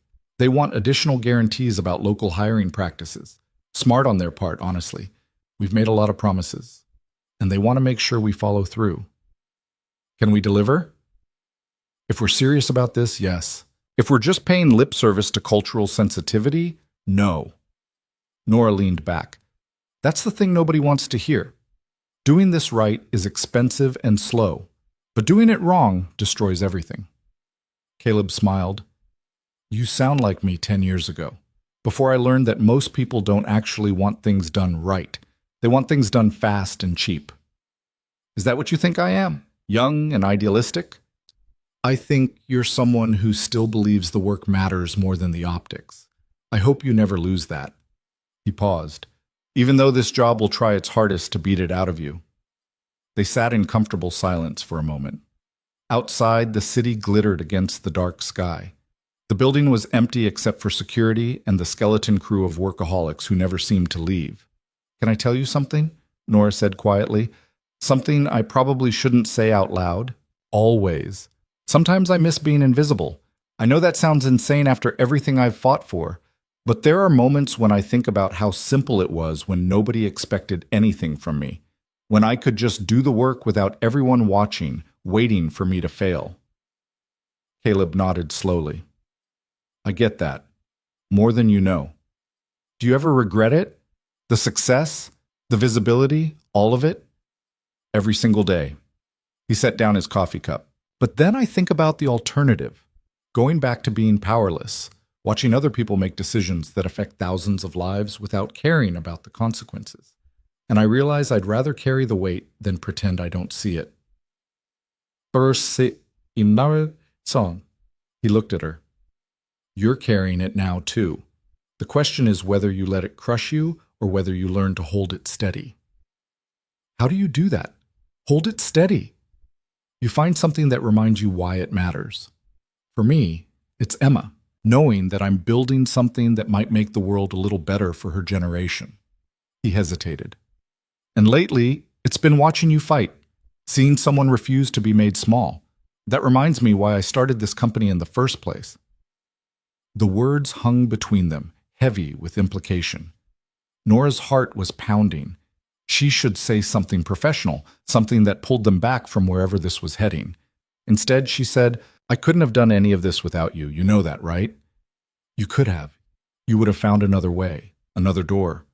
Maybe not here, maybe not now, but eventually." Caleb stood, walked to the window. I just happened to be the one who opened it when you were ready to kick it down. Nora joined him at the window. The city spread out below them, millions of lives moving through the darkness, each one carrying their own weight. Caleb, she said softly. He turned to look at her. In that moment, standing close enough to feel the warmth of him, Nora saw everything she'd been trying to ignore for months. The way he looked at her when he thought she wasn't paying attention, the careful distance he maintained in public, the quiet loneliness that matched her own. This is a bad idea, he said quietly. I know. It'll complicate everything. The optics will be terrible. People will say you only succeeded because of this, that everything you've accomplished was just, I know, Nora repeated, and I don't care anymore. They stood there, the space between them charged with all the things they hadn't said. Then Caleb stepped back, creating distance. I'm not doing this to you, he said firmly. I'm not letting you sacrifice your reputation for something that might not even work. You fought too hard to let people reduce you to the woman who's sleeping with her boss. The words stung, even though Nora knew he was right. What if I want to make that choice for myself? She asked. Then I'm making the choice for both of us, because I care about you too much to let you destroy what you've built. He moved toward the door. Go home, Nora. Get some sleep. We'll talk when we're both thinking clearly. He left. Nora stood alone in her office, her hands shaking, her chest tight with emotions she didn't know how to name. She wanted to be angry, wanted to resent him for making decisions for her, but all she felt was a strange mix of frustration and relief. Because he was right. Getting involved would give ammunition to everyone who already thought she didn't belong. It would turn everything she'd accomplished into a punchline, but it didn't stop her from wanting it anyway. The holidays came and went. Nora threw herself into work, spending Christmas alone in her apartment because she couldn't face going home to her family and explaining everything that had happened. Caleb sent her a gift, a leather portfolio with her initials embossed on the cover, and a note that just said, for the strategies only you could write. She sent him nothing because she didn't trust herself to keep it professional. In January, 6 months after that rainy Thursday night, Nora's Apex strategy launched in Singapore. The opening weekend exceeded every projection. Local partners praised the cultural sensitivity, consumers responded to the localized marketing, and the business press called it a masterclass in international expansion. Patricia Feng called Nora personally to congratulate her. Pemberton sent a terse but genuine email acknowledging her success. Even Rachel, who Nora still didn't fully trust, raised a glass to her at the celebration dinner. But the person Nora most wanted to celebrate with was conspicuously absent. Caleb had flown to Singapore for the launch, but he'd kept his distance all week. Professional, polite, but distant in a way that hurt more than Nora wanted to admit. He'd congratulated her publicly, praised her work in front of the partners, and then disappeared back to his hotel. On the last night before they flew home, Nora found him on the rooftop bar of their hotel, sitting alone with a drink and watching the city lights. You're avoiding me, she said, sitting down uninvited. I'm giving you space to succeed without people thinking I'm the reason why. The launch succeeded because the strategy was good, not because of who I know. I agree, but that won't stop people from saying otherwise if they see us together outside of business contexts. He finally looked at her. I'm protecting you, Nora, even if it doesn't feel like it. I don't need protection. I need honesty. She leaned forward. So tell me honestly, is this just about optics, or is it because you're scared? Caleb's jaw tightened. Of course I'm scared. I haven't let myself feel anything real for anyone since Sarah died. And now there's you, and you're brilliant and brave and everything I didn't know I was missing. But you're also my employee, someone I promoted, someone whose career could be destroyed if we get this wrong. He set down his drink. So yes, I'm terrified, because I don't know how to do this without hurting you. Nora's chest ached. What if I'm willing to take that risk? What if I'm not? He stood. I'm going to bed. We fly out at 8. Don't be late. He walked away, leaving Nora alone with the city lights and the weight of everything unsaid. 3 months later, the Vietnam launch was even more successful than Singapore. Thailand followed 6 weeks after that. By April, Nora's strategy had generated over $200 million in new revenue and earned her a promotion to Vice President of International Strategy. She was 31 years old, A year ago, she'd been a nobody analyst ready to quit. Now she was one of the youngest VPs in company history. The announcement came during the quarterly all-hands meeting. Caleb presented it himself, his face carefully neutral as he praised her work, her vision, her execution. The applause was genuine from some people, forced from others. But it was there. Afterward, as people filed out, Amanda pulled Nora aside. "You did it," she said, grinning. "You actually did it. We'll see if I can handle it. You'll be fine. You're a shark now, remember?" Amanda's expression turned more serious. "But Nora, can I give you some advice?" "Always. Be careful with Caleb." She said it quietly, making sure no one else could hear. "I see the way you two look at each other when you think nobody's watching. And I'm telling you as a friend, not as a colleague. If something happens between you, make sure it's handled right. Transparent. Above board. Because if it comes out the wrong way, everything you've built will get reduced to that. And you deserve better." Nora nodded, unable to speak past the lump in her throat. That evening, she was packing up her new office. Bigger, corner view, her name on a placard that said Vice President, when Caleb appeared in the doorway. "Congratulations," he said simply. "Thank you." She kept her voice level. "For the promotion. For everything. You earned it, every bit of it." He stepped inside, closing the door behind him. "Can we talk? Really talk, not the careful professional distance we've been doing for months?" Nora's heart started racing. "Okay." Caleb ran a hand through his hair, looking more uncertain than she'd ever seen him. "I've been handling this wrong. I thought I was protecting you by staying away, by keeping everything professional.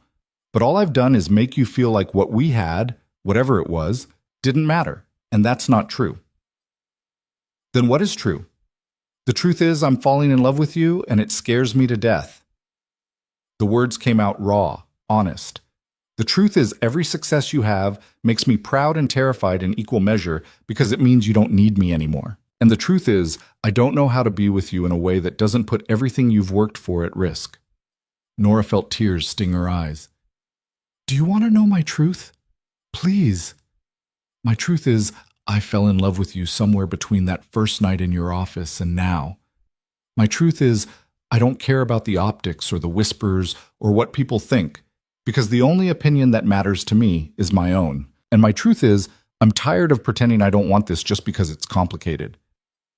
They stood there, the space between them crackling with tension and possibility. "If we do this," Caleb said slowly, "we do it right. We tell HR. We make it official and transparent. We follow every protocol to make sure nobody can say your success came from favoritism. And if at any point it becomes clear that our relationship is hurting your career, we end it. No questions, no guilt." "Those are your terms. Those are my requirements, because I will not be the reason you lose what you've built." Nora walked over to him, close enough to see the exhaustion and hope and fear in his eyes. "Okay," she said. "We do it your way, transparent, official, by the book." She reached up, touching his face gently. "But Caleb, I need you to understand something. I'm not some fragile thing that needs to be protected. I'm a fighter. And if people want to reduce my accomplishments to who I'm dating, that's their problem, not mine. Because I know what I've earned." Caleb smiled, really smiled, for the first time in months. "I know you do. I just needed to hear you say it." He kissed her then, soft and careful, like he was afraid she might break. Nora kissed him back, pouring months of frustration and longing into it, and for the first time since that rainy Thursday night, she felt like she could finally breathe. When they pulled apart, Caleb rested his forehead against hers. "We're going to get so much scrutiny for this," he said. "I know. People are going to say terrible things. I know. Emma's going to interrogate you mercilessly." Nora laughed. "I'm looking forward to it." They stood there holding each other, two people who'd been lonely for too long, finally allowing themselves to not be. Outside, the city hummed with life. Inside, something new was beginning. It wasn't perfect. It wasn't simple, but it was real. And for Nora Bennett, that was enough. They told HR the following Monday. Claire scheduled the meeting with the head of human resources, a sharp-eyed woman named Diane Moretti, who'd seen every workplace drama imaginable and remained impressively unfazed by all of it. Nora sat in the conference room, her hands folded in her lap to keep them from shaking, while Caleb explained the situation with the kind of directness that had made him a successful CEO. "We're in a relationship," he said simply. "It developed over the past several months. We want to make sure it's documented properly, and that appropriate measures are taken to avoid any conflicts of interest." Diane looked between them, her expression neutral. "How long has this been going on?" "Officially, since last week," Caleb said. "Unofficially, we've had feelings for each other for longer, but we didn't act on them until we could do it appropriately." "Ms. Bennett, you currently report directly to Mr. Rowan?" "Yes," Nora said, finding her voice. "But we're prepared to restructure that if necessary." "It's necessary." Diane pulled out a form. "Standard protocol requires that romantic relationships between executives be disclosed and that reporting structures be adjusted to eliminate direct supervision. Ms. Bennett, you'd need to report to someone else on the executive team. Who would you suggest?" Nora had already thought about this. "Patricia Feng. She's on the board. She's familiar with my work on Apex, and she doesn't have a direct financial stake in my department's performance." Diane made a note. "I'll need to speak with Ms. Feng to confirm she's willing to take on that supervisory role. In the meantime, all performance reviews, compensation decisions, and promotion considerations for Ms. Bennett will go through a committee rather than a single individual. This protects both of you from accusations of favoritism." "Understood," Caleb said. "There will be gossip," Diane continued, looking at Nora. "You're aware of that?" "I've been dealing with gossip since the day I was promoted. This won't be much different." "It'll be worse," Diane said bluntly. "People have been speculating for months. This confirms what they've been whispering about. Some will say you only got promoted because of the relationship, even though the timeline doesn't support that. Others will question Mr. Rowan's judgment. It won't be pleasant." "I know," Nora said quietly. "But I'd rather deal with it honestly than keep hiding and feel like I'm doing something wrong when I'm not." Diane nodded slowly. "All right, I'll process the paperwork and schedule a meeting with Ms. Feng. Expect the announcement to go out by end of week. And Ms. Bennett? For what it's worth, I've been watching your career trajectory. The relationship doesn't diminish what you've accomplished. Don't let anyone convince you otherwise." The announcement went out on Friday via internal memo. By Friday afternoon, Nora's inbox was flooded with responses ranging from congratulations to thinly veiled hostility. Her phone buzzed constantly with messages from people she barely knew, all wanting to comment on her personal life. Amanda's text was the most direct. "Finally, everyone with eyes has known for months. Congrats on making it official." Rachel's was more cautious. "Brave move. Hope you're ready for the fallout." Well, Jason sent, "Rowan's a lucky guy. Don't let the bastards grind you down." And from a number she didn't recognize, "Gold digger. Hope it was worth selling your integrity." Nora deleted that one and turned off her phone. Meeting Emma happened 2 weeks later on a Saturday afternoon at Caleb's house, a sprawling place in the suburbs that somehow still felt empty despite its size. Nora stood on the front porch holding a carefully chosen gift, her stomach in knots. "She's going to love you," Caleb said, squeezing her hand before opening the door. "Or interrogate you until you crack. Possibly both." Emma was 6 years old with her father's dark hair and her late mother's green eyes. She stood in the entryway wearing a princess dress and rain boots, studying Nora with the kind of serious intensity usually reserved for scientists examining new specimens. "Your dad's girlfriend," Emma said matter-of-factly. "I am," Nora confirmed, crouching down to eye level. "I'm Nora. It's nice to meet you. Are you going to try to be my new mom?" The question was so direct it took Nora's breath away. She glanced at Caleb, who looked pained but didn't intervene. "No," Nora said honestly. "You already have a mom. Nobody can replace her. I'm just someone who cares about your dad and wants to get to know you, if that's okay." Emma considered this. "Did you bring me a present?" "I did." Nora held out the wrapped package. "Your dad said you like building things." Emma tore into the paper and pulled out an advanced robotics kit designed for kids her age. Her eyes went wide. "This is the one I wanted. Dad said it was too expensive." Emma, Caleb said warningly. He did. She looked at Nora with newfound respect. Can you help me build it? If you want me to.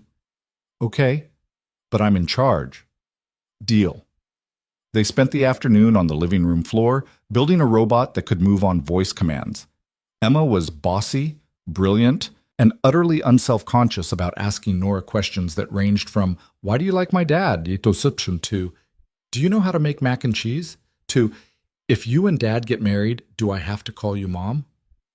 Nora answered each one as honestly as she could, watching Caleb out of the corner of her eye as he pretended to read the newspaper but was clearly listening to every word. By the time the robot was finished and Emma had made it dance across the floor, Nora felt like she'd passed some kind of test she hadn't known she was taking. You can come back, Emma announced as Nora was getting ready to leave. But next time bring better snacks. Dad only buys the healthy stuff. Nora laughed. I'll see what I can do. In the driveway, Caleb walked her to her car. That went better than I expected. She's amazing, smart, funny, completely unfiltered. That's a nice way of saying she's a handful. He pulled Nora close. But she liked you. I can tell. How? She didn't cry or throw anything. With Emma, that's basically a glowing endorsement. Nora kissed him, feeling something settle in her chest. This was real, complicated and messy and real. I'll see you Monday, she said. Earlier if you want. I'm making dinner tomorrow night. Emma specifically requested you be there so she can show you her dance routine. I wouldn't miss it. The months that followed were a strange mix of professional triumph and personal scrutiny. Nora's work continued to exceed expectations. The Apex initiative expanded into 2 additional markets. Her team grew from 5 people to 20, and industry publications started calling her one of the rising stars in international business strategy. But every success was accompanied by whispers. People who congratulated her to her face would turn around and speculate about whether she'd earned it or whether Caleb was pulling strings behind the scenes. Blog posts appeared questioning her qualifications. Anonymous comments on business forums suggested she'd slept her way to the top. The worst part was that some of it came from other women. People who should have understood how hard it was to succeed in a male-dominated industry instead tore her down, as if her relationship invalidated everything she'd accomplished. Nora learned to develop a thick skin. She documented everything, made sure her work could stand on its own merits, and refused to engage with the gossip. But it wore on her. One particularly rough day in September, after a brutal article in a business magazine that spent more time discussing her relationship with Caleb than her actual achievements, Nora came home to find flowers on her doorstep with a note from Emma that said, Dad says people are being mean. I think you're cool. Love, Emma. She cried for 20 minutes, then pulled herself together and got back to work. In October, Caleb made a decision that surprised everyone, including Nora. During a board meeting, he announced the creation of the Rowan Foundation, a nonprofit initiative designed to identify and mentor overlooked talent in corporate environments. Too many brilliant people get buried by mediocre management, he said, his voice carrying the weight of conviction. They burn out, quit, or worse. They stay and let their potential die because they don't see another option. This foundation will provide mentorship, resources, and advocacy for employees who are being systematically ignored or exploited. We'll partner with companies to identify these individuals and give them the support they need to succeed. The board approved it unanimously. Nora was named as a founding board member, along with Patricia Feng and several other executives who'd built their careers fighting similar battles. The first person they helped was a young analyst at a tech company whose manager had been stealing her code for 3 years.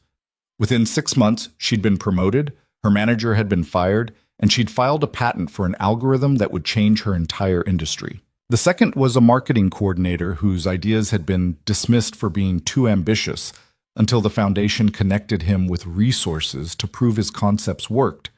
He launched his own agency a year later. Story after story, person after person. Each one a reminder that Nora's experience wasn't unique, but it didn't have to be permanent. In December, 2 years after that rainy Thursday night, Nora stood in the newly opened Singapore headquarters of Rowan Global, looking out at a city she'd helped the company understand. The office was beautiful, modern, efficient, but designed with cultural sensitivity that honored the local context rather than imposing Western aesthetics. Patricia Feng stood beside her, champagne glass in hand. "You should be proud. This doesn't happen without you." "It was a team effort," Nora said automatically. "Stop that." Patricia's voice was firm but not unkind. "You can acknowledge your role without diminishing others." That's a lesson a lot of successful women never learn. We're so afraid of seeming arrogant that we make ourselves small even when celebrating our achievements. Nora looked at her. "Did you struggle with that?" "For years. Then I realized that the people who were going to diminish my accomplishments would do it whether I was humble or not. So I might as well own what I'd earned." Patricia took a sip of champagne. "You've earned this, Nora. The promotion, the success, the respect, and yes, even the relationship with Caleb. You didn't choose the easy path, and you didn't let anyone make you feel like you had to." "It still bothers me sometimes, the whispers." "It should. It means you're human, but don't let it define you." Patricia gestured to the office around them. "This defines you, the work, the results, the people you've helped along the way. Everything else is just noise." That night, at the celebration dinner, Caleb gave a speech praising the team's work. He mentioned Nora specifically, calling her the architect of a strategy that didn't just enter new markets, but did it with integrity and respect. The applause was genuine. Even Pemberton, who'd flown in for the opening, raised his glass to her. Later, when the crowds had dispersed and it was just the two of them on the rooftop of the hotel, Caleb pulled out a small box. "Before you panic," he said, seeing Nora's expression, "this isn't a proposal. We're not there yet, and I know it." "Then what is it?" He opened the box. Inside was a simple silver bracelet engraved with a date. The Thursday night she'd walked into his office to quit. "A reminder," Caleb said softly, "that the worst moments can become the best ones if you're brave enough not to give up." Nora slipped it on, her eyes stinging with tears. "I love you. You know that, right?" "I know. I love you too." He pulled her close. "And I'm proud of you. Not because you're with me, because you're you." They stood there, two people who'd found each other in the wreckage of loneliness and turned it into something worth building on. 6 months later, they got married. Not in some grand ceremony designed to impress, but in a quiet courthouse with Emma as their flower girl and Marcus as their witness. Emma wore her favorite princess dress and gave a speech about how Nora made good mac and cheese and taught her that girls could be engineers. The business press covered it, of course. Some articles were kind, others weren't. Nora stopped reading them after the first few. What mattered was standing beside Caleb and knowing that she'd gotten here on her own terms. That every promotion, every success, every achievement was hers. Not because of who she was with, but because of who she was. A year after the wedding, Nora was offered the position of Chief Strategy Officer. It came with a massive salary increase, a seat on the board, and oversight of all international operations. She accepted with the understanding that she'd report to Patricia, that her performance would be evaluated by a committee, and that her relationship with Caleb would never be a factor in her advancement. On her first day as CSO, she found a note on her desk from Emma that said, "Dad says you're a big deal now. I always knew you were. Can we still build robots?" Nora kept that note in her desk drawer, pulling it out on days when the imposter syndrome crept back in. The Rowan Foundation expanded beyond anyone's expectations. 3 years after its founding, it had helped over 500 people escape toxic work environments, provided mentorship to thousands more, and partnered with major corporations to implement better systems for identifying and promoting overlooked talent. Nora served as its co-chair alongside Patricia, using her own story to show others that being invisible didn't have to be permanent. She spoke at conferences, wrote articles, and fielded countless messages from people who saw themselves in her journey. Some thanked her, others asked for advice. A few accused her of hypocrisy, claiming she only succeeded because she married the boss. Nora learned to let those voices fade into background noise, because she knew the truth. And the people who mattered knew it too. 5 years after that rainy Thursday night, Nora stood in the same office where she'd almost quit. It looked different now, decorated with awards, photos of successful projects, a picture of Emma at her elementary school graduation.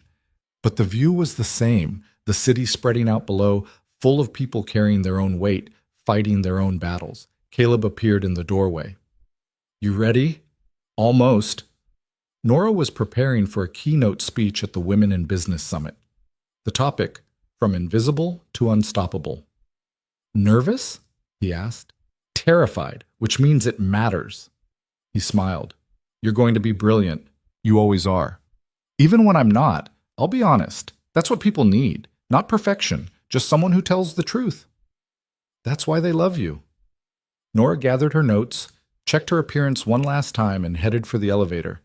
As the doors closed, she caught a glimpse of herself in the mirrored walls. Not the scared woman who'd stood here 5 years ago, broken and ready to give up. But not someone unrecognizable either, just Nora. Stronger, wiser, carrying scars that had turned into armor. The speech went better than she'd hoped. Nora talked about invisibility, about being stolen from, about the moment she decided to stop accepting it. She talked about the backlash, the whispers, the cost of being visible. And she talked about why it was worth it anyway. "People will try to make you small," she said, looking out at the audience of women who'd all fought similar battles. "They'll steal your work, dismiss your ideas, reduce your accomplishments to who you know or who you're sleeping with. And you have a choice. You can let them. You can stay quiet, stay safe, stay invisible, or you can fight." She paused, letting the words sink in. Fighting doesn't mean being perfect. It doesn't mean never being afraid or doubting yourself. It means showing up anyway, documenting your work, demanding credit, refusing to let someone else profit from your intelligence. And when they come for you, and they will come for you, you stand your ground with evidence, with confidence, with the absolute certainty that you earned what you have. The applause was thunderous. Afterward, dozens of women approached her with their own stories. A software developer whose manager was taking credit for her code, a consultant whose ideas were being presented by senior partners, a researcher whose publications had someone else's name on them. Nora listened to each one, shared resources, made connections, and watched as these women realized they weren't alone. That night, she came home to find Emma in the kitchen, attempting to make dinner while Caleb supervised from a safe distance. "We're making your favorite," Emma announced. She was 12 now, tall and confident and entirely herself. "Well, trying to. Dad's not great at cooking." "I can hear you," Caleb called from across the kitchen. "It's true, though." Nora laughed, kissing them both before rolling up her sleeves to help. They cooked together, the three of them, in the house that had slowly transformed from a monument to grief into something that felt like home. Later, after Emma went to bed, Nora and Caleb sat on the back porch with glasses of wine, watching the stars appear in the darkening sky. "Do you ever think about that night?" Caleb asked. "When you came to quit?" "All the time," Nora admitted. "It feels like a different life." "Do you miss it? The simplicity of being invisible?" She considered the question. "No, I miss not having to fight so hard. I miss the days when my biggest problem was whether I'd get credit for my work, not whether people think I only succeeded because of who I married. But I don't miss being invisible. Being seen is hard, but it's better than disappearing." Caleb took her hand. "For what it's worth, I see you. Not as my wife, not as the CSO, not as anything except who you are. And that person is extraordinary." Nora leaned into him, feeling the weight of the day, the year, the life they'd built settle into something manageable. "We did okay, didn't we?" she said quietly. "We did better than okay. We built something real." And that, Nora thought, was the lesson she'd carry forward. Success wasn't about being perfect or untouchable or above criticism. It was about being real, about fighting for yourself when nobody else would, about refusing to let other people's limitations become your own. She'd started as a woman nobody noticed, buried under someone else's ambition, convinced that invisibility was safer than being seen.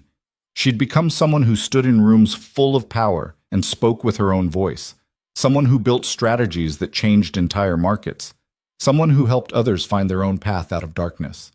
The whispers never fully stopped. There would always be people who questioned whether she'd earned it, who reduced her accomplishments to proximity to power. But Nora had learned something crucial. Their doubt said more about them than it did about her. She knew what she'd sacrificed, what she'd built, what she'd survived. She knew the late nights, the documentation, the fight she'd won through competence rather than connection. She knew the difference between being given something and taking it. And in the end, that knowledge was enough. Years later, when Nora's daughter asked her what the most important decision she'd ever made was, Nora didn't hesitate. Walking into that office on a rainy Thursday night and refusing to disappear, she said. Everything good in my life came from that choice, not because someone rescued me, but because I rescued myself. And then I built something worth keeping. Isti passé. It wasn't a fairy tale. There was no moment when everything became easy, no point where the fight ended completely, but it was hers, every hard-won piece of it, and that made all the difference.